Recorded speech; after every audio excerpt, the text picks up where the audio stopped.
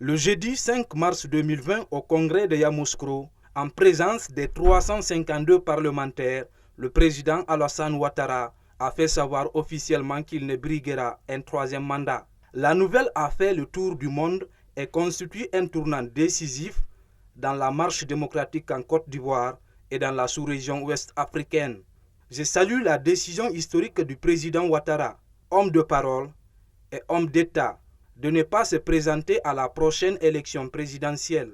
Ce soir, la Côte d'Ivoire donne l'exemple, a aussitôt déclaré le président français Emmanuel Macron. À valeur de conseil pour la Guinée d'Alpha Condé, cette déclaration semble ne pas séduire nombre de militants du RPG Arc-en-Ciel, le parti au pouvoir. Je dois rappeler simplement que les États ne sont pas les mêmes, les réalités ne sont pas les mêmes. Ouattara a fait beaucoup de réformes dans son pays, mais sincèrement, c'est un monsieur qui n'a jamais permis à l'opposition de s'exprimer, comme en Guinée. C'est bon de comparer les États, mais chaque État a ses réalités, chaque État a ses problèmes internes. C'est aux citoyens, dans un débat démocratique franc et sincère, de trouver des solutions aux leurs. L'engagement du président Alpha Condé à changer de constitution constitue l'un des maillons de la crise politique guinéenne. Pour ce leader d'une formation politique en herbe, le message du président Ouattara est un appel en direction du régime guinéen et de la Guinée, où la question de l'alternance politique cristallise les positions. Si en Europe, c'est l'écriture, en Afrique ici, c'est la parole qui est sacrée.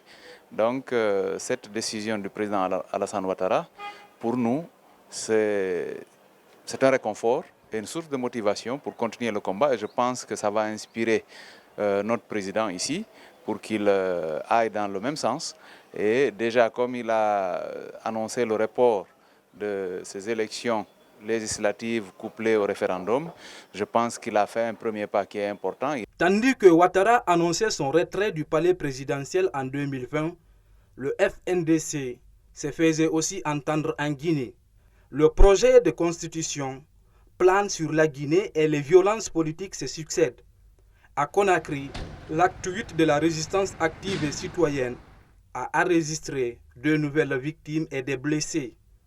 Des blessés et des morts sont de trop, mais qu'est-ce qu'on peut? Si on manipule une catégorie de citoyens, leur montrer que l'État c'est leur ennemi, leur montrer que les agents de sécurité c'est leur ennemi. On a fini par faire de la violence un moyen de combat politique. Qu'est-ce qu'on peut malheureusement? On ne peut absolument rien, on ne peut que regretter et demander que les leaders qui manipulent ces jeunes priorisent les moyens démocratiques de combat politique. Dans toutes les préfectures de la Guinée, les manifestants sont généralement paisibles.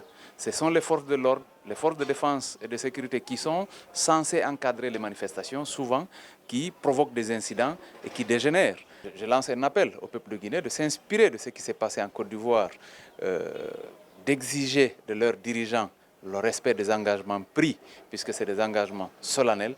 Nous considérons que notre société est une société respectueuse des vertus. Mouvance et opposition se renvoient la responsabilité de cet échec politique en Guinée.